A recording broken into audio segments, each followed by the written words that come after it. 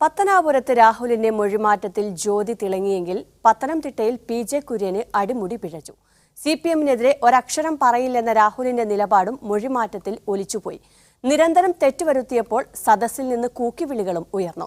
പ്രസംഗം വ്യക്തമായി കേൾക്കാൻ കഴിയാത്തതിനാലാണ് പിശക് പറ്റിയതെന്നാണ് പി.ജെ. കുര്യന്റെ വിശദീകരണം.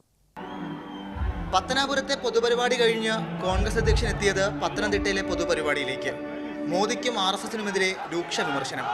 റഫാൽ അഴിമതിയും GST നടപ്പിലാക്കിയതിലെ അപാകതയും രാഹുൽ ജനങ്ങളോട് പറഞ്ഞു. എന്നാൽ പ്രതിപക്ഷനായി രാജ്യസഭാ മുൻ ഉപാധ്യക്ഷന് ആകെ പിഴച്ചു. We are currently involved in a fight with the RSS BJP. നമ്മൾ മാർക്സിസ്റ്റ് പാർട്ടിയും BJPയുമായിട്ട് ഒരു തികഞ്ഞ കടുത്ത മത്സരത്തിലാണ്.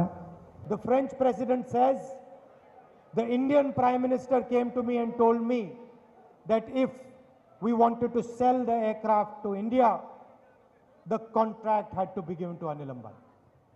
ഫ്രഞ്ച് പ്രൈം മിനിസ്റ്റർ ഫ്രഞ്ചുകാർ തന്നെ പറഞ്ഞിട്ടുണ്ട്, ഈ എയർക്രാഫ്റ്റ് ഇന്ത്യക്ക് കൊടുക്കേണ്ടത് അത് ആണ് അംബാനിക്ക് നിർമ്മിക്കാനായി കൊടുത്തതെന്ന്. പറഞ്ഞ കാര്യങ്ങൾ രാഹുൽ കുര്യന് വേണ്ടി വീണ്ടും പറഞ്ഞു.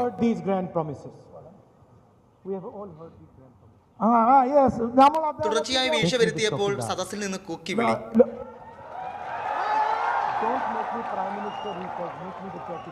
പരിഭ്രാന്തിക്കിടെ കുര്യൻ മൈക്കില്ലാതെ പ്രസംഗിച്ചപ്പോൾ സഹായിച്ചത് രാഹുൽ ഗാന്ധി.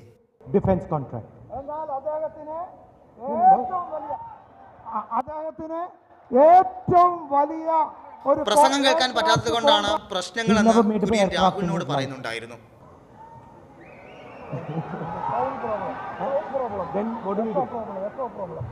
അനന്തു രാമചന്ദ്രൻ, മീഡിയ 1, പത്തനംതിട്ട.